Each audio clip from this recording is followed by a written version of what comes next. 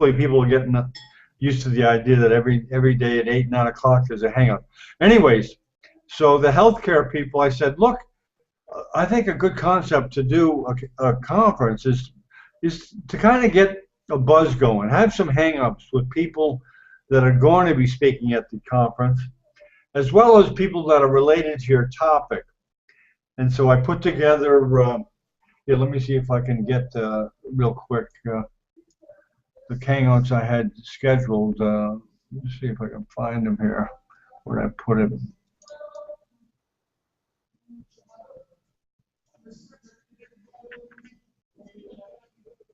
Yeah, okay. Let me share the screen here.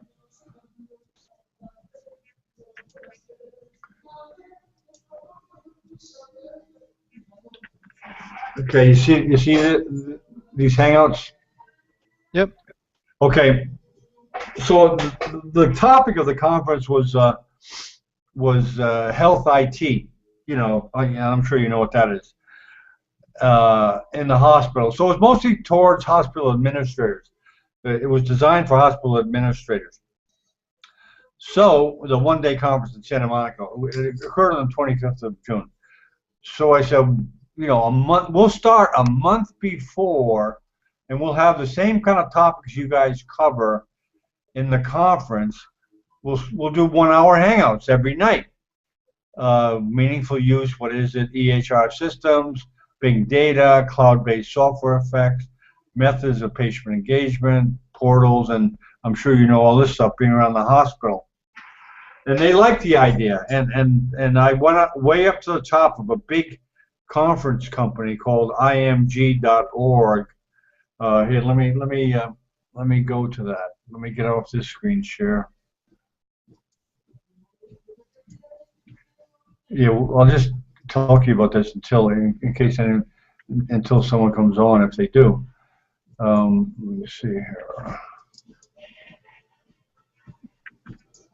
Let's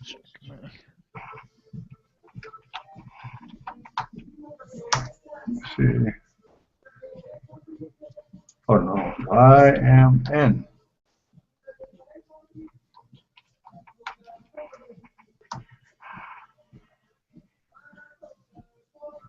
Oh, here it is.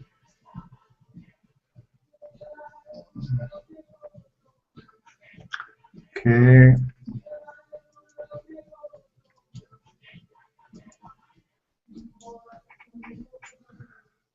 Okay, you see that okay, Chris? Yep. Yeah, this is an IMN. It's a global organizers of conferences. And they do real estate, they do health, and let me see if I can get the health one up here. Let's see, where's health impact, okay. Okay, yeah, they have another one. I may approach them again. But anyways, they like the idea of having the hangouts before and televising the conference. Of course, it was going to be for free. Who wouldn't like that? But for me, I mean, you have to build up some kind of portfolio. Otherwise, you're just, you know, selling an idea that no one knows what the hell it is. Yep. So we went a certain distance, but then we kind of lost contact with the people. But I went way up top to the top people in the company, and this is a huge company based in New York. So I knew the concept was worth listening to. Otherwise, I think they would have told us right away, no, we're not interested, good luck, da-da-da. But we went up pretty high. So that showed me that, hey, maybe this concept will fly. So in the meantime, we kind of lost contact with these people because for whatever reasons they didn't want to pursue it further. So in the meantime, that's when the people from Indianapolis, the end of this month, it's called the Future Wearable Tech in 2014.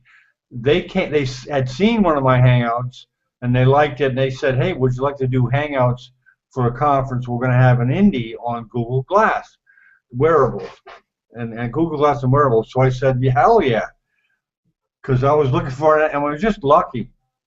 I said, not only will I do the televising it, I'll do some hangouts before. And it's really, I don't know if you've been seeing them, but we've had 3 weeks of pretty solid people, just like you are going to talk about next week. Pretty, people that are doing things in all areas of medicine. Um, Neurosurgery. We had an interventional cardiologist one night. We had a guy named Ned Sahin. I don't know if you've heard of Ned. He's a guy that's using Google Glass and autism. He was in Turkey on his vacation. We had him on a hangout today at noon. It was fun. He's a really tech smart guy. Went to Harvard, PhD, but he loves Google Glass and he loves using it. So we're in the midst now. We have a week and a half more to go, but we've had some dynamite hangouts. And when we go to the conference, I'm going to go to the conference, and of course you can watch the whole thing, hopefully live stream. And by the time we get to the conference, I will know most of the faces because I've interviewed them, and other people will have seen them on the Hangouts, and I think I mean, so far they really like the concept, and so that's basically the story of why I'm doing what I'm doing. But in the meantime, once I start talking to all these Google Glass people, there was a guy. Let me show you this website, which kind of like really revitalized my thinking. Oh, about its application. And this, I don't know. You may know about the augmetics. Do you know about augmetics at all? Yeah, I've heard about them. Okay. Well, when I saw that, I mean, sure, you know that there's various niches that Google Glass is going to probably impact. But once I saw this augmetics, I mean, this is they use the glass like you see on this. Oh, let me share the screen. I'm sorry. It's designed for the regular office visit, and you probably have seen that. It's just for regular doctors, not just surgeons, not cardiologists, but regular doctors in their office, like this guy talking to. Can you see that video? Okay. Yep. Yeah, it's designed for regular office visits, and you know how much that opens up the field. I mean, that is a lot of doctors. That's not just a couple 20, 30,000 surgeons. That is like hundreds of thousands of doctors. I mean, not every doctor is going to use it, but it certainly opens up the market of Google Glass in medicine. So once I saw that, I go, wow. And I wrote to Davin, I forget his last name. He works with Augmetics there's a company based in San Francisco. He's based in a company that uses it now in the office. And he said, I didn't talk to him personally, but his email and some of the articles about the company says that the regular doctor will save between 30 and 40% of his office visit, less time, 30 or 40%, because they won't have to like write on the charts. It's all recorded, and as you know, you can with Dragon and stuff. It's not quite there yet, but it'll get there as far as accuracy. So once I saw that, I go, wow, this thing is going to go mainstream. This Google Glass will maybe not right away, but eventually go mainstream. So that's why I think for people like you that are app developers, I think you have a great future, because in medicine, there's lots of niches, and I think each one is going to need, I've worked from talking to the doc so far. Each one has a little need that other specialties don't. I think we may have talked about this before. A cardiologist will have different wants than a neurosurgeon. A general office doctor will have different ones than whatever. So, anyways, that's why I think you developers have a good future. And just from that, I wish I could have recorded that hangout we had, but I kind of want to keep it private and low key, so that people didn't feel that they were being watched. You can understand that, right? Yeah, yeah, definitely. It's like you're meeting with a client, and I don't know. I kind of feel like you guys don't want people looking over your shoulder. You kind of want to feel like it's semi-private, anyways. I'm sure we'll work it out how maybe you can go off into a room or your own hangout with the person once you meet them. But initially, to start, I didn't record it, so that they could, pretty well shoot from the hip of what they were saying. But it was really good interaction, and Cecilia was talking with those guys, and let's see, who else do we have? Well, the lawyer was talking with them, with a neurosurgeon and the trauma guy, and it was really, really, really good. And I think they liked it. And Cecilia wrote me and said thanks you very much. And the developer, Robert Schmidt from LA, said he really liked it. And so, it's going to be slow, but I think the concept is going to work. And the thing about it, Chris, is I think the hangout concept is a great way to engage the doctors, um, because it's simple for them, and they won't have to go to your office. Hopefully, I can bring doctors to you people and advertise it, and say that you're on,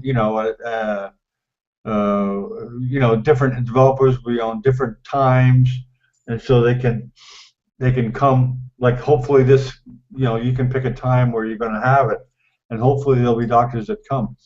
But you know what's going to take. Now Google Plus and Google Communities, right? Yep.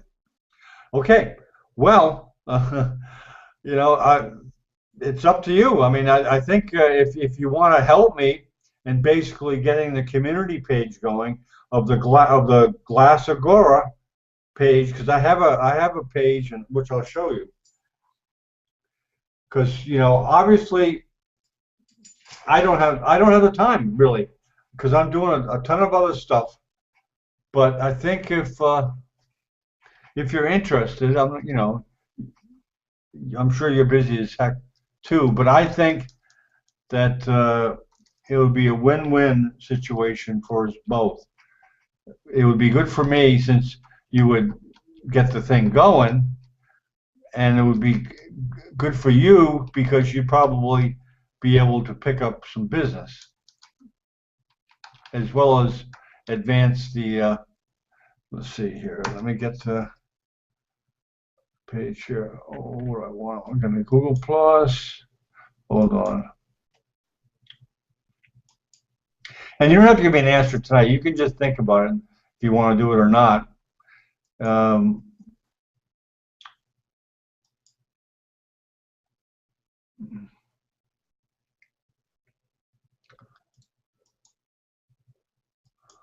page, Google Plus, page. I'm trying to bring it to the.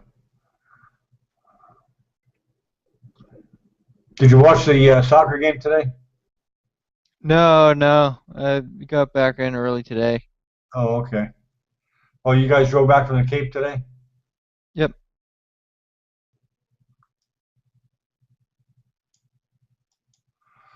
Okay.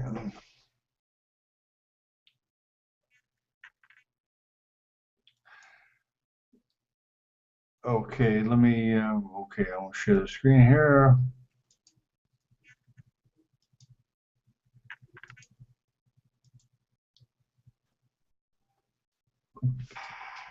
Okay, you recognize that page, right? It's just a community page. The Yep. communities I have one community for the conferences itself. Now here's the new one, the Glass Med App Agora. It's just a community, which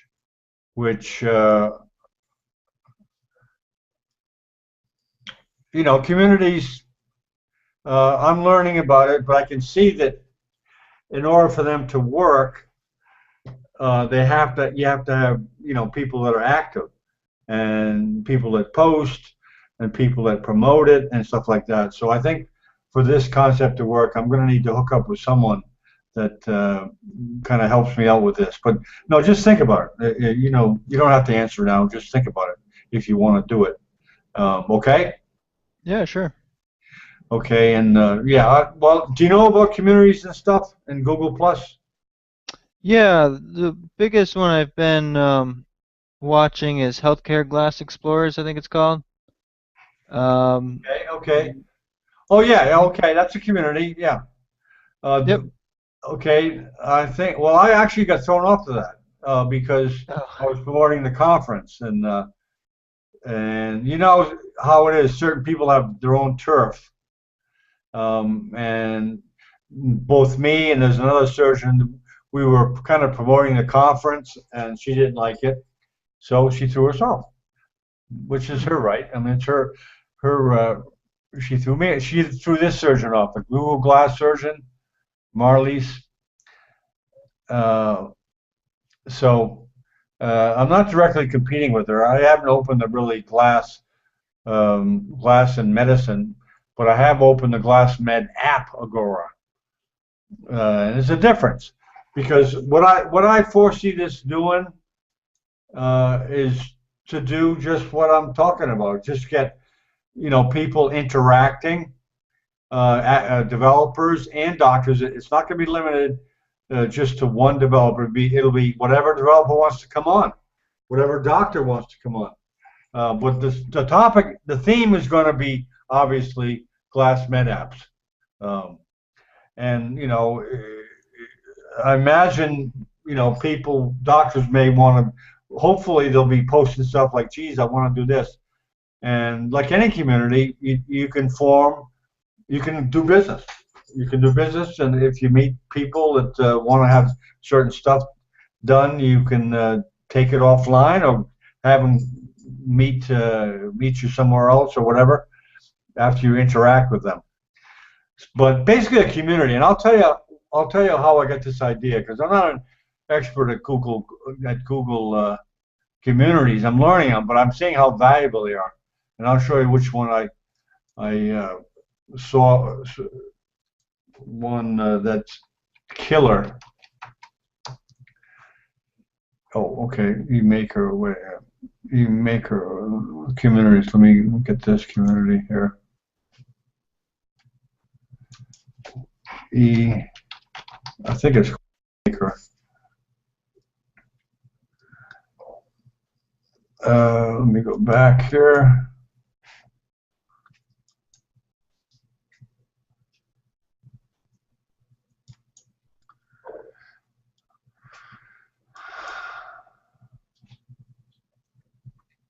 Oh, enable.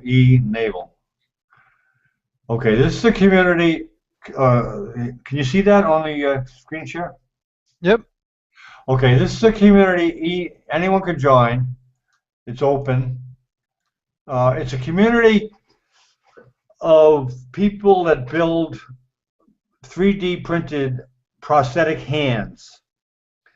Um, it's led by a PhD from Rochester, Jonathan Scholl. He kind of moderates it and make sure it stays on topic and stuff. But this is a fantastic community.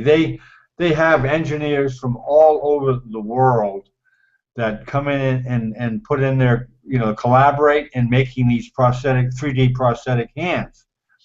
And this John Scholl, he's the can you see his name there? Is that too small? No, I see it.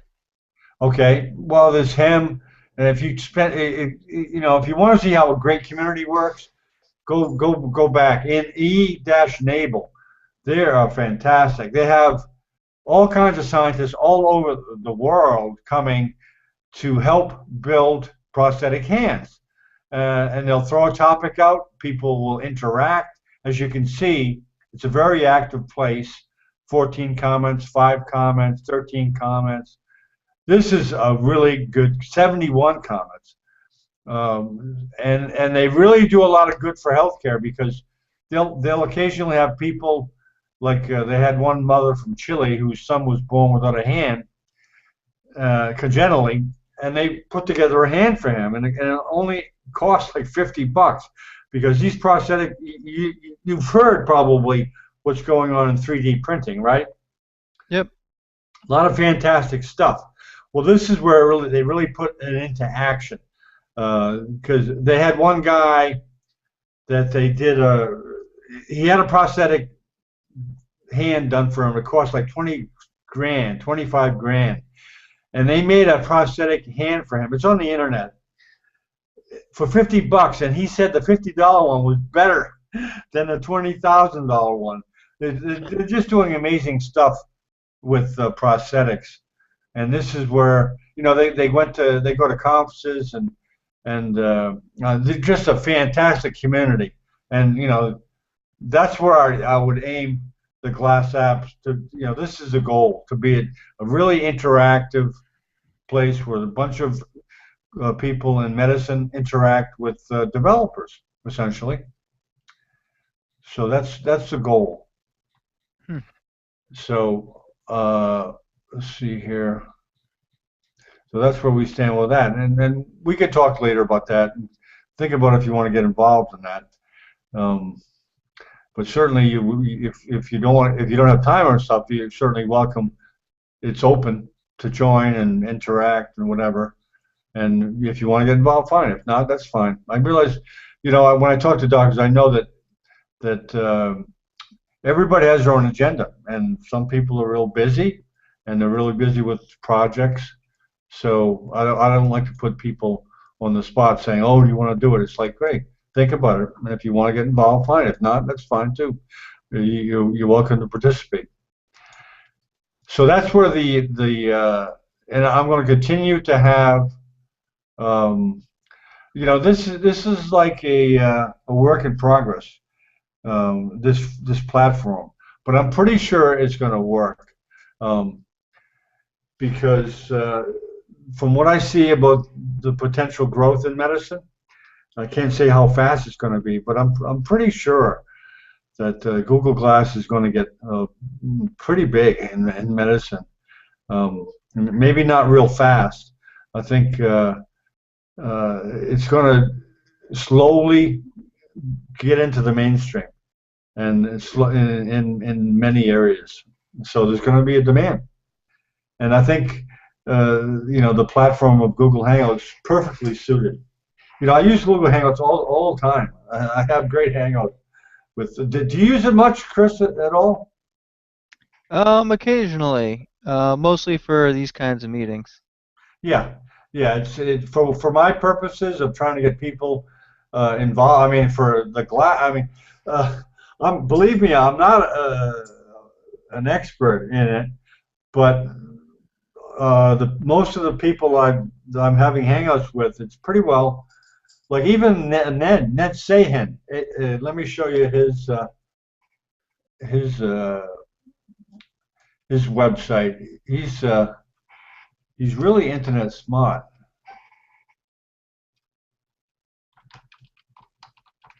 He's only done a couple of hangouts, but I think this he'll be doing more after having done it today. Uh, he's a very internet smart. He's PhD from. He went to Harvard. He went to Oxford. He has a company called Brain.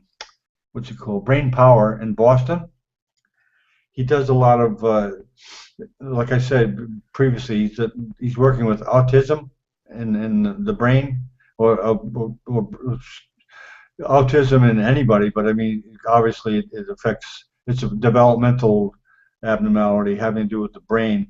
And I don't exactly know how he's using it with autism patients, but apparently he feels that glass is very useful. Oh, I think if I understand correctly, he was talking about it. The actual patient wearing the glass and kind of like being able to monitor, because I guess a way that they determine if someone's autistic is there's certain repetitive motions they do, and they're able to monitor that with glass. I guess I don't know exactly what apps he's using, but it'll be recorded like if the patient nods their head or whatever. You know what I'm saying? Yep. Yeah, there's ways of kind of monitoring motion. or not yeah, yeah, monitoring motion. I think that's basically what the way they're doing it. But he seems to feel it has great promise in the neurological development area of medicine, and autism is just one. But and I try to ask him about other areas, but he says no, no, I'm just concentrating. He's busy enough as it is. But that gives you the that gives me an idea of like just that small field of autism. They're going to have a need for certain apps designed for the disease. And I think that if you get involved with medical apps, you're going to see that too. Well, you probably know that already, right? As far as As far as getting to know the medical thing that you have to design for. oh, definitely. Yeah, especially with glass because information has to be so condensed. You have to have a really, really close relationship with who the end user is going to be. So the person, like the expert in the field, Yeah, if you can only display two or three pieces of information, you need to make sure it's the information that's most important for them at that moment. But if you don't have an expert in the field to tell you what information is most important, sometimes developers will end up guessing and they'll put something there that no one will use. Meanwhile, maybe a lab number or some kind of value that they should be seeing is buried under a couple different menus because the developer just didn't know which pieces were most important. that's exactly why I think Hangouts are great for developers and docs because they can tell you they can from the initial meeting you won't be exchanging emails or getting it from a third party. You'll be talking face to face with the end user, who's the doc, saying, "Okay, what do you need? What do you want?" And you'll the developer will be able to say, "No, you can't do that. It's just not possible. You got to do this." And the Hangout. That's why I love Hangouts, is because the interaction is immediate. It's human, and it's in real time, which is free. It's free.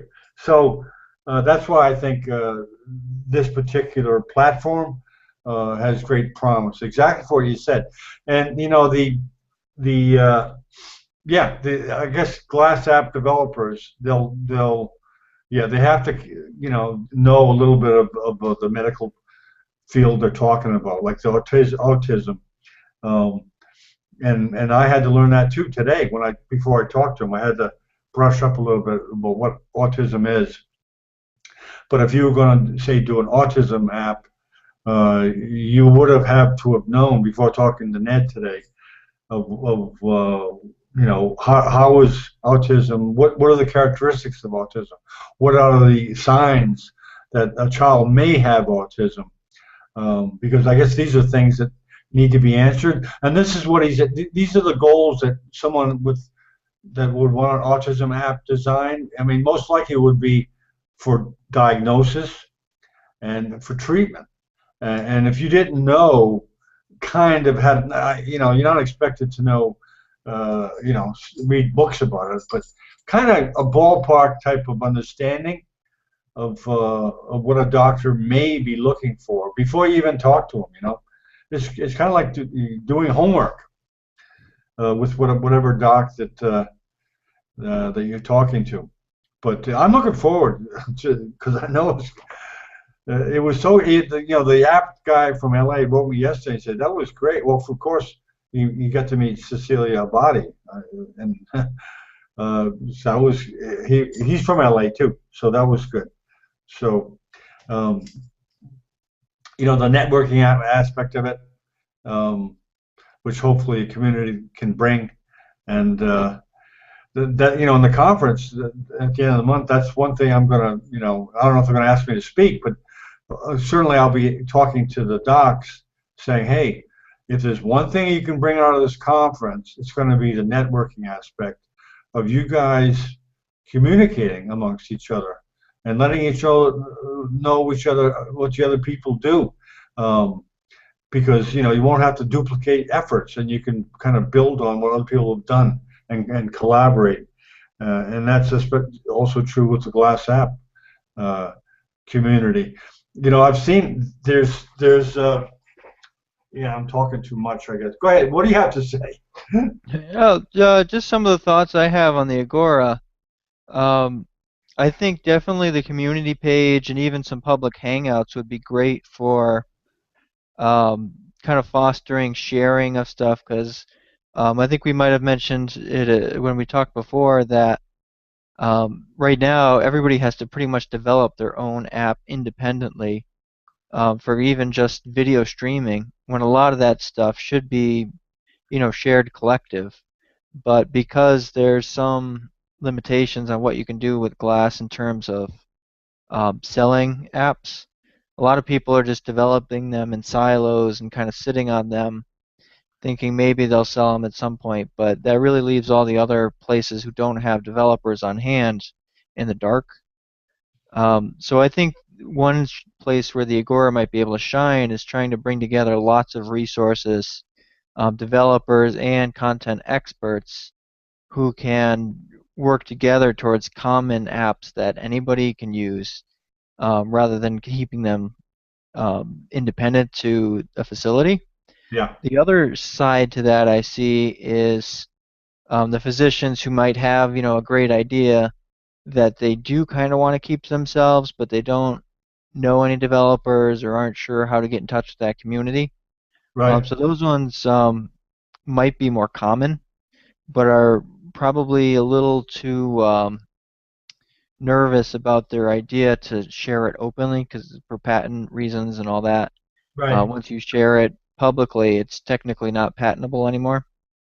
Um, so I wonder um, if we have some kind of mechanism for people to request a private session with a developer, have some kind of agreement beforehand, maybe hosted on your website that you have to go to and check the I agree to the terms before you even enter the Hangout with some kind of legal agreement that any ideas shared remain the sole property of the physician or something along those lines to kind of ease those concerns Right. so that they can talk to developer or a team of developers about their idea, get feedback on whether or not it's feasible, get guidance on which developers to talk to about doing it, what kind of expertise they should look for if they're trying to hire a developer, and so forth, without having to worry about their idea being stolen or becoming ineligible for patents. Yeah, it's definitely a work in progress. We'll learn things along the way. And the way I handle it with the last hangout with the Cecilia, the neurosurgeon, the trauma guy, and the lawyer, was I essentially said, I mean, this is just the first effort. I said I'm going to send everyone else's email address, and I said, is that okay with everybody? And everyone said yes. So where they take their relationship from there is kind of up to them. You know what I mean? Just to get it going. I have no idea if that's going to continue, but I think that's a good starting point of this. Like if people, if you talk to, you talk to a neurosurgeon or something, cardiologist in the hangout, if they want to get a hold of you, if you want to get a hold of them, it's up to you, yeah, kind of thing. Um, but what do you think of that to start? Yeah, definitely. I think we definitely start with a public forum, Agora, for people to post questions or ideas, thoughts about glass and medicine, and then the developers can comment on it. I think pretty quickly we'll have to add a private section, so to speak, where they can do private messaging. I'll just double check the Google Plus terms, um, just to make sure that there's nothing in there that might compromise that. Okay, Just because a lot of the physicians I've talked to, probably almost half of them, have great ideas but are reluctant to share them publicly. So right, of they all think it's going to be their big golden ticket. course, And sometimes they are great ideas, but that might be if they don't talk to anybody about them about developing them, it's never going to actually come to fruition because yeah, they're so nervous about it.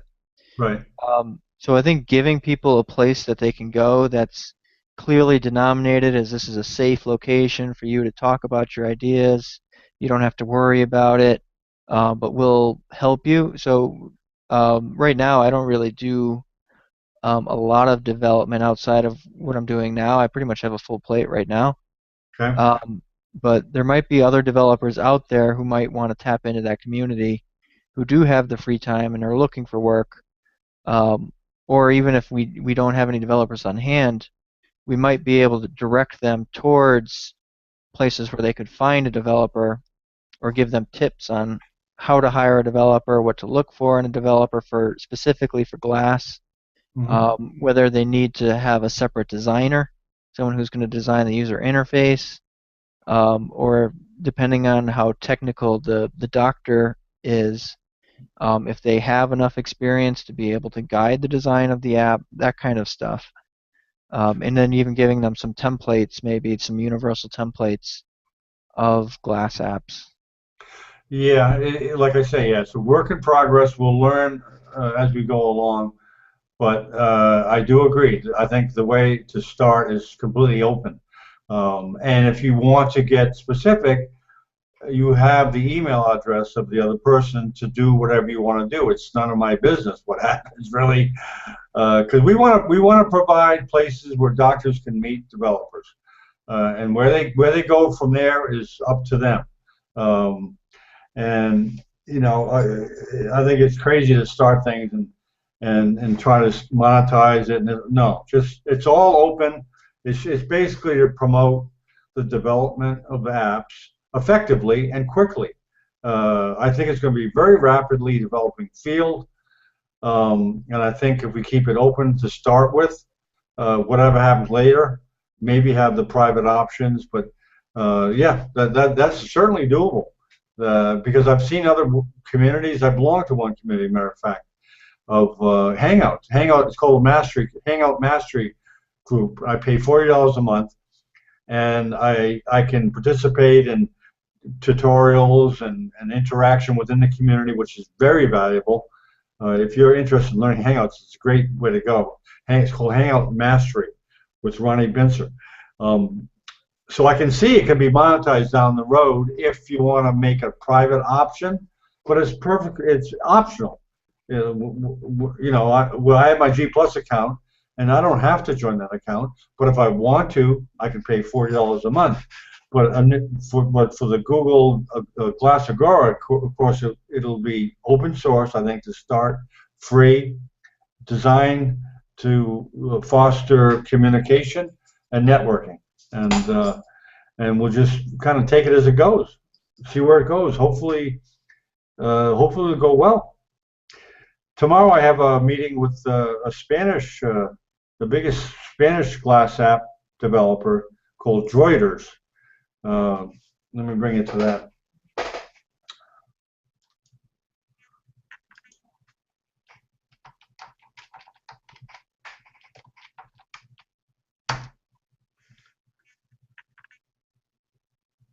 Uh,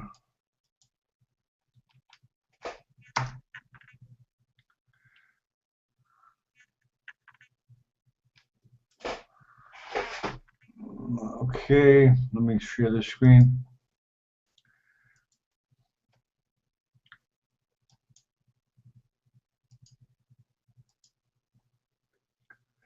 Do you understand Spanish? Nope. Okay. Boy, I'm sure you can look at the pictures. This is I was surprised to find in Spain they're very active in glass. uh, Not as there's not as much going on as the U.S., but I would say they're pretty close to them too. Of what they do with Google Glass Medicine, they've had live stream conferences through Glass before they began Hangouts. You know about that, right? You can use Hangouts with Glass. Yeah, I think they were one of the first to do a HIPAA compliant stream as well. Oh, so you know Was that you're kind of breaking up? yeah. So you know what Reuters? I remember seeing a post on Google Plus when they first did their stream. Yeah. I don't recall exactly who did it. It was actually the CEO, his name is Julio, facilitated. we had hang out with a week ago in Spanish and English, but he's did universe. I mean, so those guys is that has the app company and I speak tomorrow and maybe get them involved too. With because they're a big now. Here's what they do banking over there in Spain with glass, Hmm. and they also have like having chefs use it and hotels use it. So they're very active. It's Reuters.com. They're very active with Google Glass, but not just medicine. And you know, uh, how much work are you interested in? As far as Glass, medical apps and glass. development work or Yeah, yeah. community As far as involvement. development work. Development, I don't have too much right now. I've been pretty closely involved with a startup out of California, in addition to my full-time day job. Okay. Um, so You've yeah, at the moment, I don't have a lot of free time to develop for Okay. All glass. right. Well, that's fine. Um, because I think a lot of their developers don't speak English.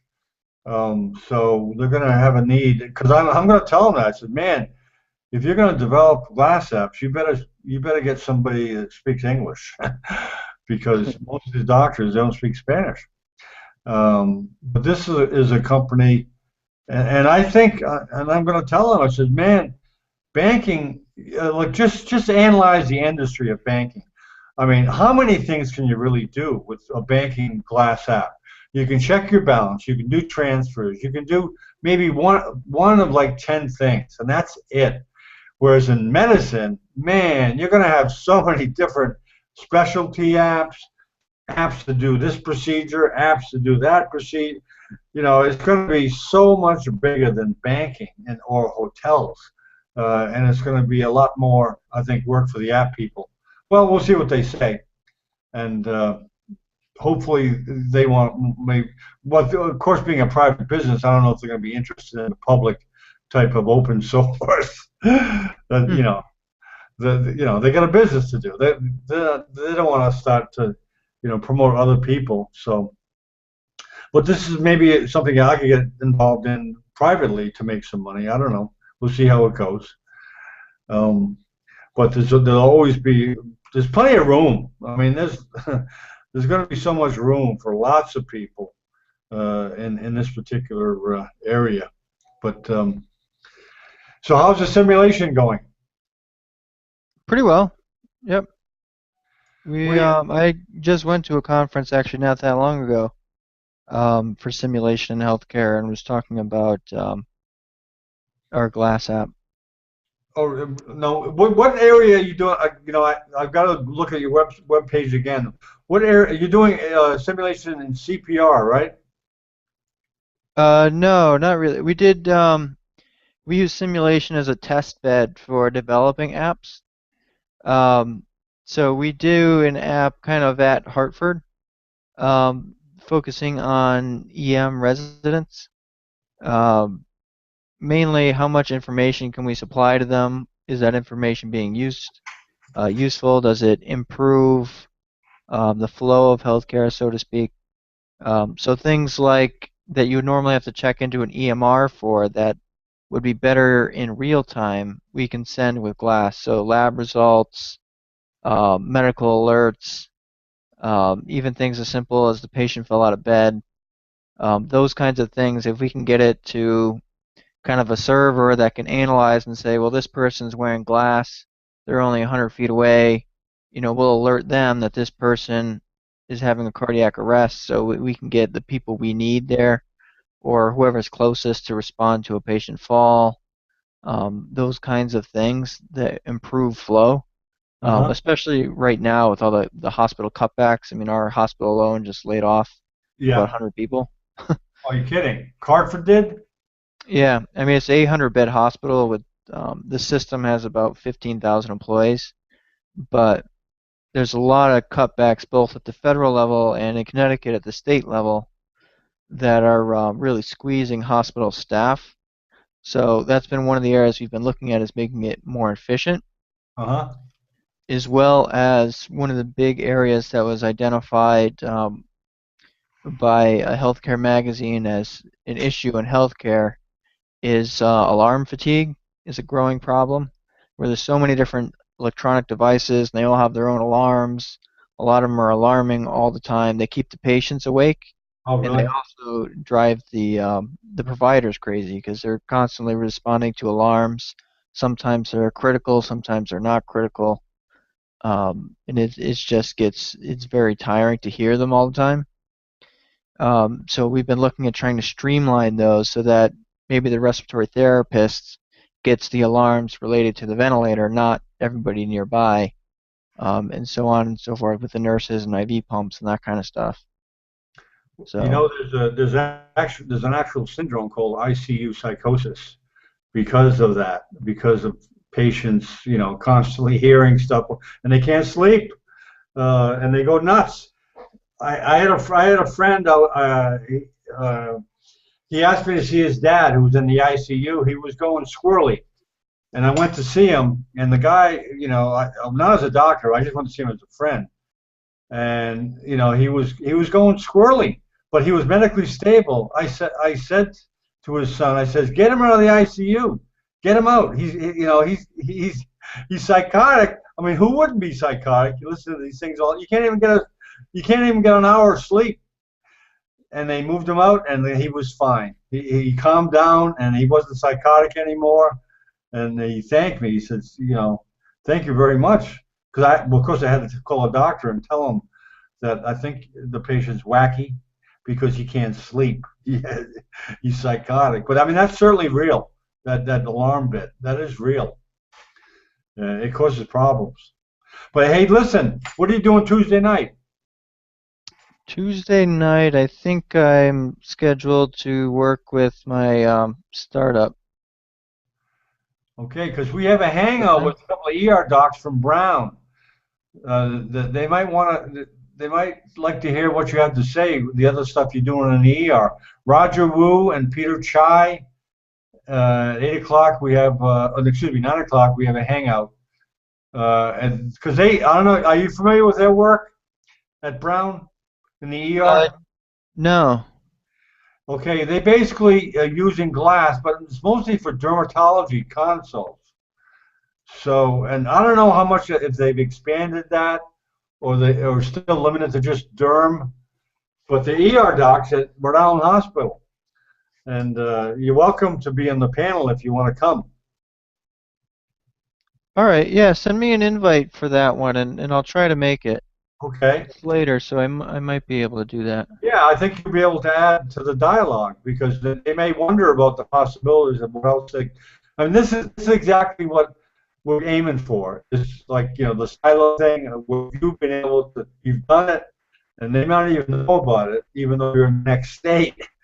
About what you've done ER at Hartford, and I don't know how much they've done. I never just traded emails with them, read what they've done, but from what I understand, it's mostly Durham. But yeah, because I'll send you an invite, and you can hopefully add something to the conversation. But, this is I love doing this stuff. I mean, the neurosurgeon mentioned to me, "Oh, I have all these ideas for apps." I said, "Oh, we're gonna have a hangout."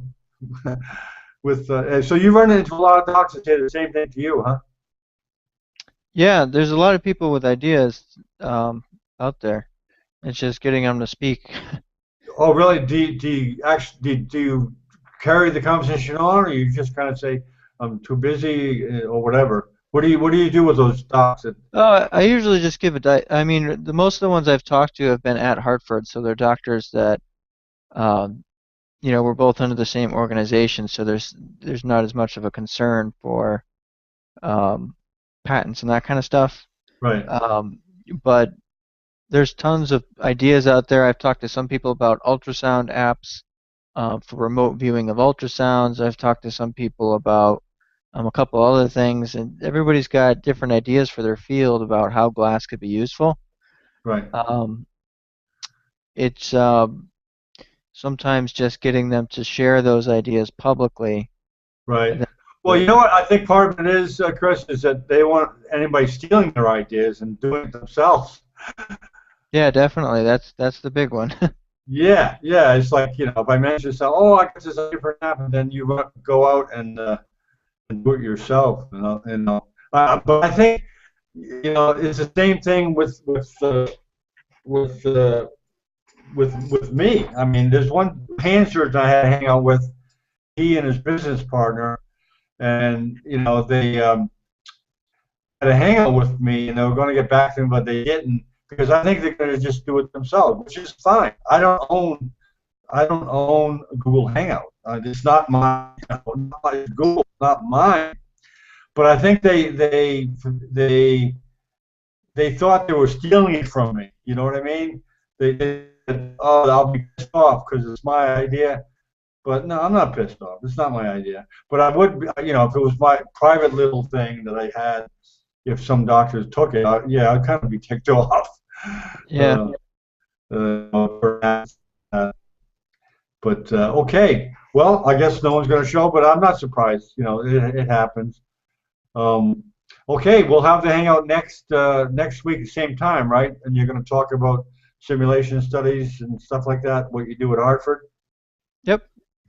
Good. Okay, I'll send you an invite and hope you can come by. All right. Yeah, sure. Okay, very good, Chris. You have a good night. Yeah, you too. Good talking to you. Okay, nice talking to you too. See you later. Night.